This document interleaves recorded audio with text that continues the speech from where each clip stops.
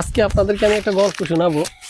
যে গল্পটা শোনার ইচ্ছুক অবশ্যই ভিডিওটা স্কিপ করবেন না, পুরো গল্পটা শুনবেন।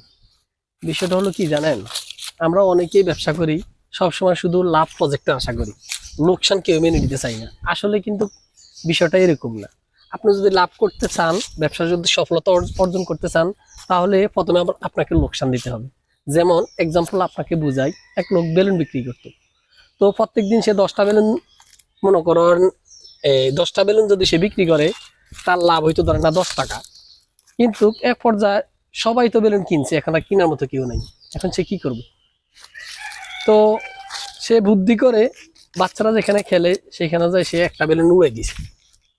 উড়াই দেওয়ার পরে ওই বেলুনটা উড়ে চলে গেছে। এখন বাচ্চারা তো দেখি ভাবলো কিরে, বেলুন যে উড়ে, আমি তো জানতাম না।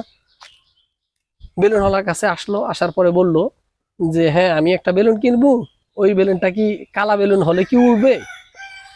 তো বেলুন বিক্রেতা বলল যে কালা আর ধলা কোনো কথা না, বেলুন সবগুলোই ওড়ে। তো সে দেখে বুঝলো যে আচ্ছা ঠিক আছে, যেহেতু বেলুন সবগুলোই উড়ে, তাহলে আমি একটা বেলুন কিনি।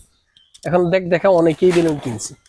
হিসাবটা হলো এটাই, আপনি একটা বেলুন উড়াইছেন, আরো 10টা বেলুন বিক্রি করছেন, একটা বেলুনে আপনার লাভ হইতো 10 টাকা। এখন আপনি 10টা বেলুন বিক্রি করাতে আপনার লাভ হয়েছে 100 টাকা। ব্যবসারও অনেক অনেক কিছু বিষয় আছে, সবার কাছে আপনি এক রেটে মাল বিক্রি করতে পারবেন না। কিছু কিছু বিষয়, কিছু কিছু জায়গায় আপনার লোকসান দিতে হবে। এটাই ব্যবসার সিস্টেম। আর কালা ধলার ভিতরে বুঝাইছি যে কোনো মানুষ কালা বলে সে ব্যবসা করতে পারবে না, এরকম কোনো বিষয় না। আর কোনো মানুষ সুন্দর বলে সে ব্যবসা করতে পারবে, এরকম কোনো বিষয় না। বেলুন যেরকম সবগুলোই উড়ে, সব মানুষেরই কিন্তু এরকম গুণ আছে। কালো আর ধলা লইয়া কোনো কথা না। মেন কথাটা হলো শিখতে হবে, বুঝতে